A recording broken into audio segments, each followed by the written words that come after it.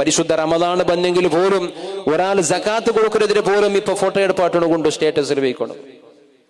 സകാത്ത് കൊടുക്കുമ്പോ എന്തൊരു ഒരു നല്ല സ്വറാക്കുമ്പത്തും അതിലെ പത്താലെ നടുള്ളൊരു പ്രചാരം കിട്ടണു ചൊല്ലൊക്കെ എനിക്ക് തുറ മനസ്സല്ലേ.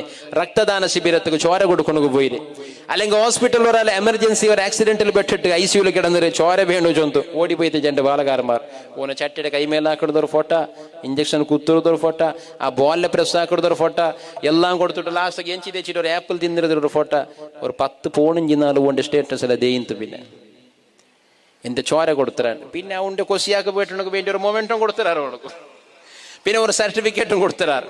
അത് ഇക്കട്ടത് വേണ്ടാണ്ടല്ല, നല്ലതൊക്കെ പ്രോത്സാഹക്കണം. പക്ഷേ ഞങ്ങൾ ആക്കടെ നല്ല കാര്യമുണ്ടല്ലേ അത് ഈ സമാജത്തെ നടുള്ളൂ ഞങ്ങളെ ഗുരുതിസുനുക്ക് വേണ്ടിയിട്ടാ.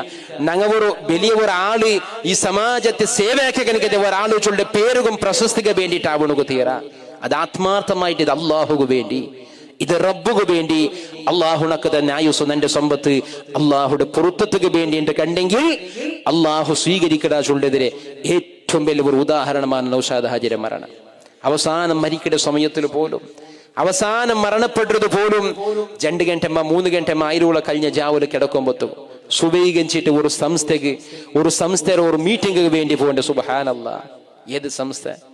അള്ളാഹുടെ ദീൻ പഠിക്കലൊക്കെ എനിക്കെത്തി. ഈ സമാജത്തിൽ 100 കണക്കിലുള്ള പള്ളിയിൽ ഇമാമ് നിൽക്കണായ കണക്കെത്തി. ഈ സമാജത്തിലുള്ള 100 കണക്കിലുള്ള മദ്രസത്തിലുള്ള 1000 കണക്കിലുള്ള വിദ്യാർത്ഥികൾക്ക് അള്ളാഹുടെ പരിശുദ്ധ ഖുർആന്റെ പഠിപ്പാട്ടി കൊടുക്കുക കണക്കെത്തി. ജവാബ്ദാരിയുത്ത ഒരു സ്ഥാനത്തേക്ക് എത്തുപാട്ടുണ്ടായ കണക്കെത്തി, എത്തുനായ കണക്കെത്തി. ആലിമീങ്ങളെ വാർത്തെടുക്കലെ കണക്കെത്തി. ഒരു സംസ്ഥയുടെ മീറ്റിംഗ് പോകുമ്പോഴത്തേക്കു നൗഷാദ് ഹാജി മരണപ്പെട്ടു പോയിട്ട് ഇന്നാ ലില്ലാഹി വ ഇന്നാ ഇലൈഹി റാജിഊൻ. ജീവനത്തെ അവസാനത്തെ യാത്ര പോലും അള്ളാഹു പൊരുത്തപ്പെട്ട നിലക്കുള്ള ഒരു കാര്യത്തിന് വേണ്ടി. അതല്ല സൗഭാഗ്യം.